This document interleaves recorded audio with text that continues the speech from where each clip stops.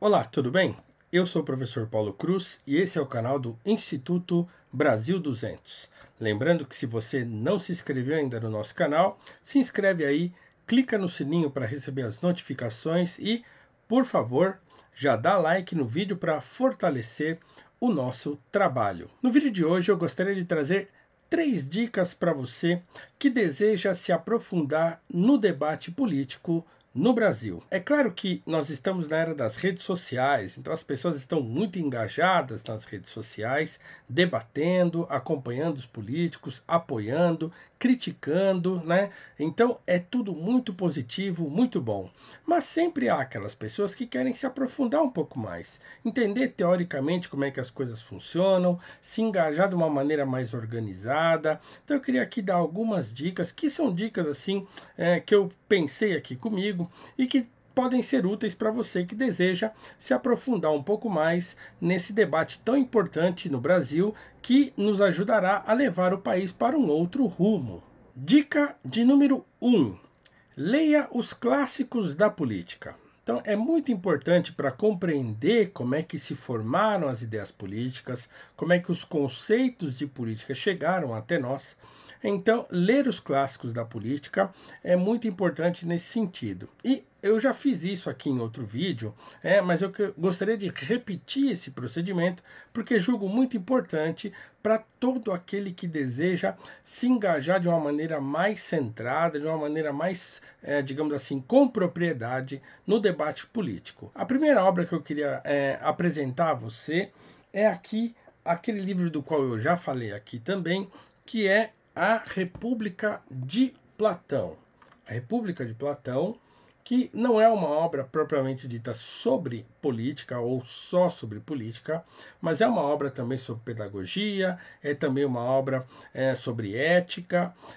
Nessa tradução célebre aqui do Carlos Alberto Nunes, da Universidade Federal do Pará, o Carlos Alberto Nunes foi um médico e que fez as traduções mais célebres, não só do Platão, né, que ele traduziu todinha e a Universidade do Pará publicou, mas ele também traduziu toda a obra do Shakespeare, também traduziu a Ilíada e a Odisseia do Homero e traduziu também a Eneida do Virgílio. Então, Carlos Alberto Nunes, que foi um grande tradutor brasileiro e cujas traduções se tornaram célebres. Então, a política que Platão aborda na República é de um modo não sistemático, como toda obra de Platão né? Assim, é uma obra assistemática.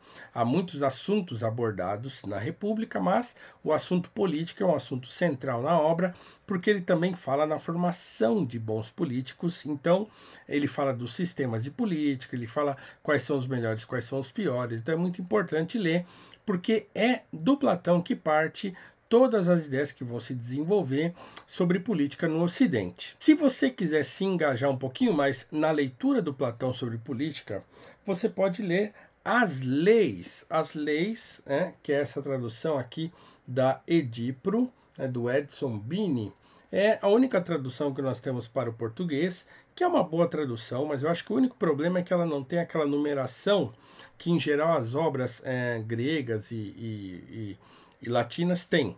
Então, não tem aqui nas leis, mas é uma obra comentada, tem muitos comentários, né? Então, quem quiser se aprofundar nos conceitos de política de Platão, leia Além da República, que já é um livro que suscita grandes reflexões.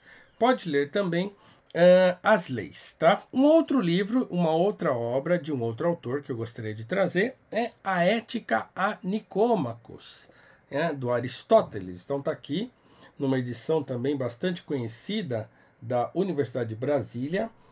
Eu julgo que essa também é a melhor tradução que nós temos para o português.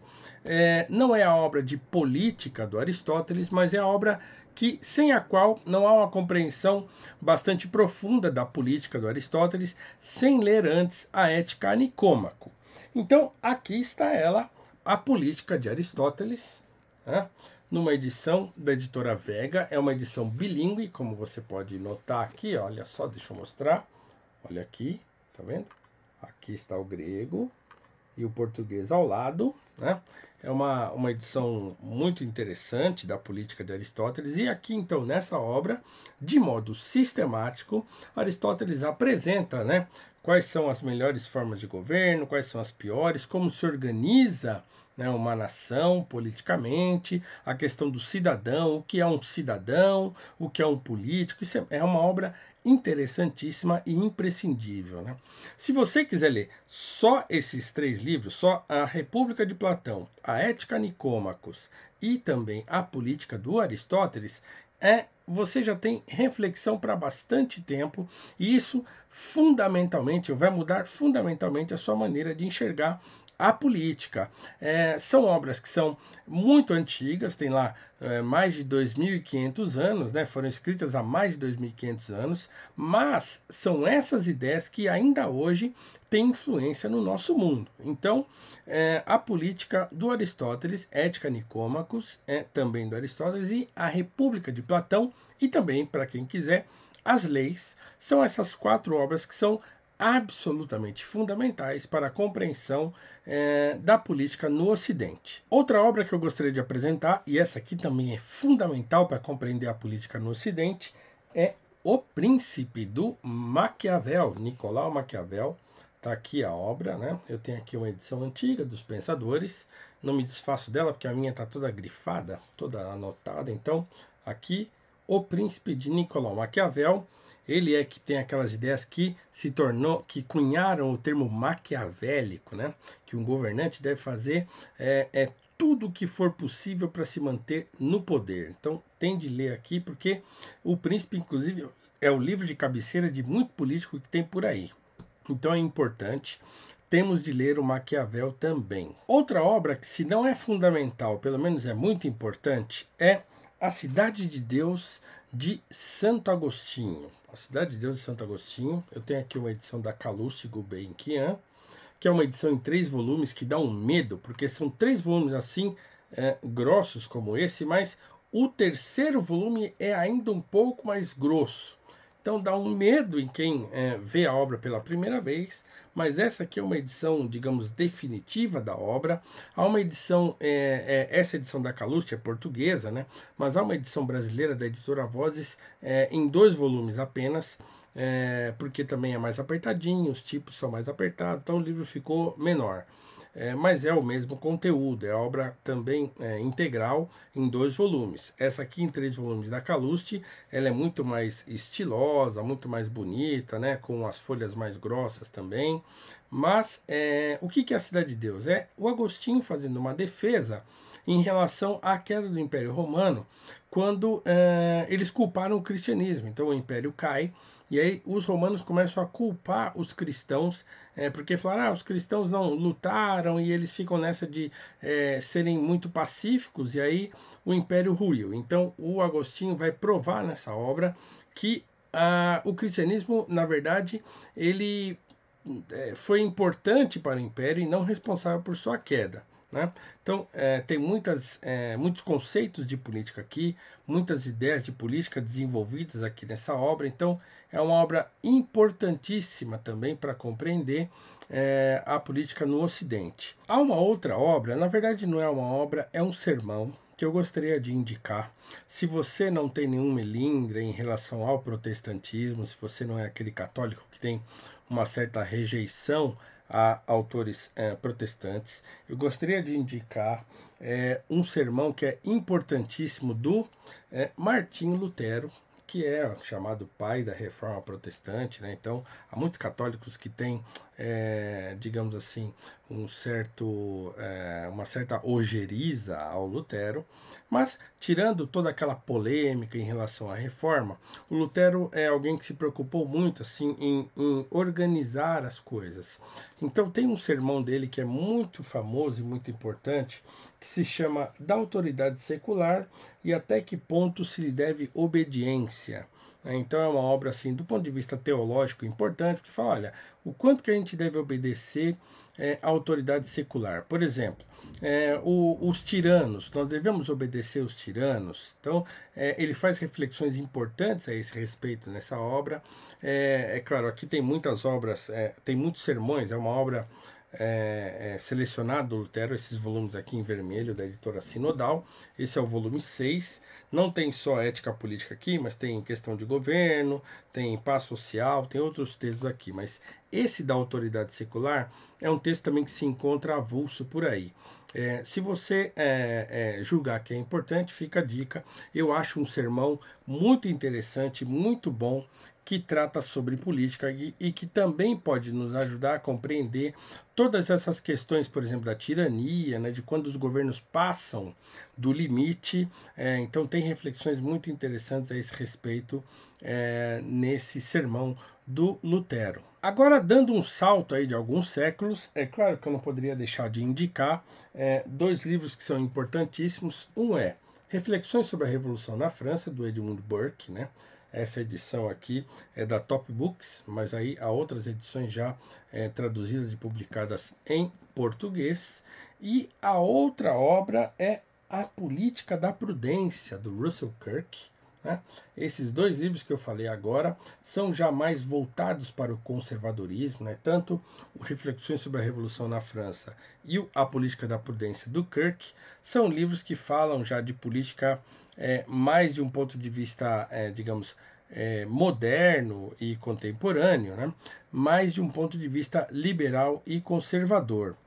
Para dar um passo além na compreensão da política, eu queria indicar também a obra Hitler e os Alemães, do Eric Voegelin. Eric Voegelin foi talvez o maior filósofo político do século XX.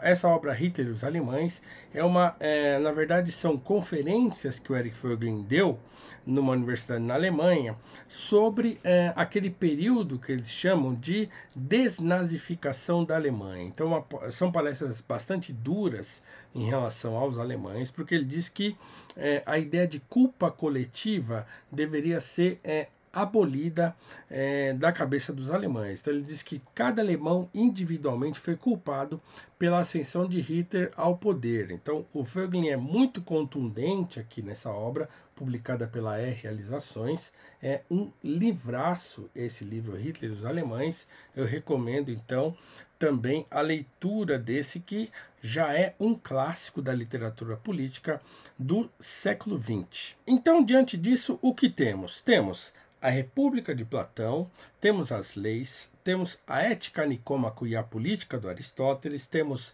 o Príncipe de Maquiavel, temos a Cidade de Deus de Santo Agostinho, Reflexões sobre a Revolução na França de Edmund Burke, A Política da Prudência de Russell Kirk e Hitler e os Alemães de Eric Voegelin. É claro que você não precisa ler todos esses livros, né? Se ler, como eu disse, a República, Ética Nicômaco e a Política de Aristóteles, você já tem obras para uma reflexão bastante profunda a respeito da política no Ocidente. As outras, é claro, são obras importantes e são, digamos assim, também fundamentais para compreender a política, mas isso aí você pode ir fazendo com o tempo, se você não tem os livros e tal, então pode ir comprando aos poucos e lendo. Mas esse conjunto de obras aqui eu considero fundamentais para dar digamos assim, uma amplitude muito maior na compreensão da política no Ocidente e mais propriamente no Brasil, apesar de não serem obras publicadas escritas por brasileiros, né? Mas mesmo assim trata de questões políticas que servem a todo o Ocidente. Se você quiser estudar um pouquinho de economia, eu acho que tem uma obra introdutória que é bem legal, bem importante, concisa e que pode dar a você, se quer partir de um ponto de vista, digamos, liberal. Tem aqui então As 6 Lições, do Ludwig von Mises. Nessa edição aqui, essa capa ela é amarelona, então aparece meio, né?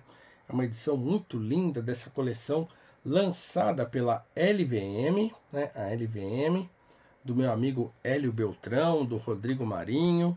Né? Isso aqui é a coleção, eu até tenho a coleção aqui atrás, olha só. Eu não sei se dá para ver, acho que não, né? Vou até pegar aqui. Tem a coleção do Mises aqui em 10 volumes. Tá aqui, ó. Opa, olha aqui, ó. Essa é a coleção do Mises da LVM, né? Que tem as 6 lições. Obra importante para quem quer estudar economia do ponto de vista da escola austríaca, da escola liberal de economia. Então, as 6 lições do Mises, só para trazer aqui para você quais são os temas, né?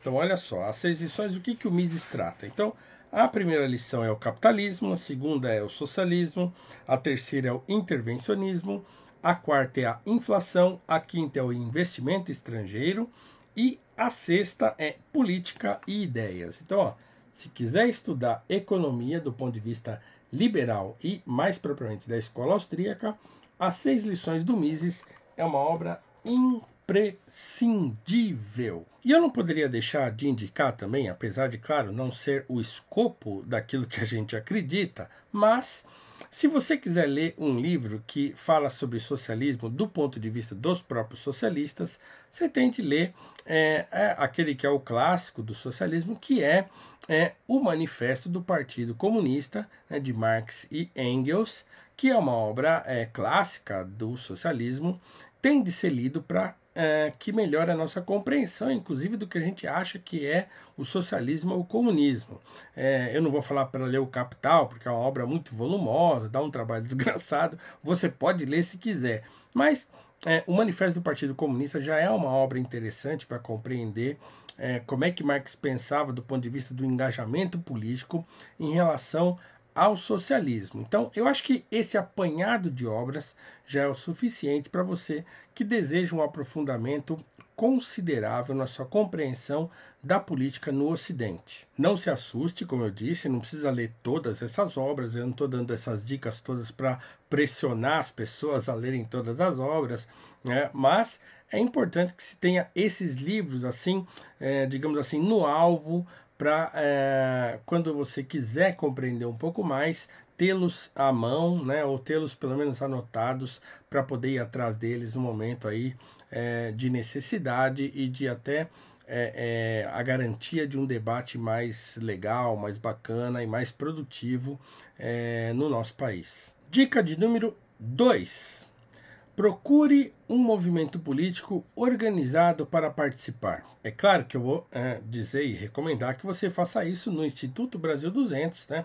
Tem as dicas aí na descrição do vídeo de como você pode conhecer melhor o Instituto, mas você pode procurar aquele que seja mais adequado às suas pretensões. O Instituto Brasil 200 é um instituto sólido, é um instituto preparado para receber ideias, para receber pessoas, jovens, adultos, né, empresários, empregados. Então, é um instituto aberto ao debate.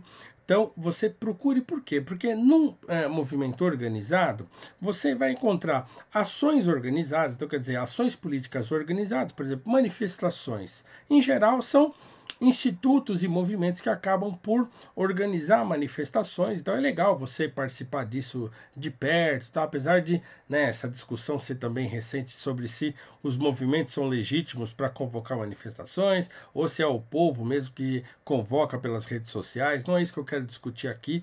Mas um movimento político organizado dá a você um respaldo, né? Um respaldo não só de você ter ações organizadas das quais você pode participar, mas também te fornece educação e você também se pode educar, se é professor, você pode ajudar a educar outros de maneira política, por exemplo, criando grupos de discussão dessas obras que eu acabei de apresentar aqui. Seria muito interessante criar grupos de discussão de algumas dessas obras dentro de grupos organizados, também para melhorar a educação política de todo mundo. E também a gente compartilha de um mesmo sentimento, das mesmas ideias. Então, esse compartilhamento de ideias, essa comunhão de ideias, é muito importante para a gente também não se sentir isolado dentro das redes sociais. A gente fica lá, ó, atrás do nosso teclado e vai, tecla e celular e tal.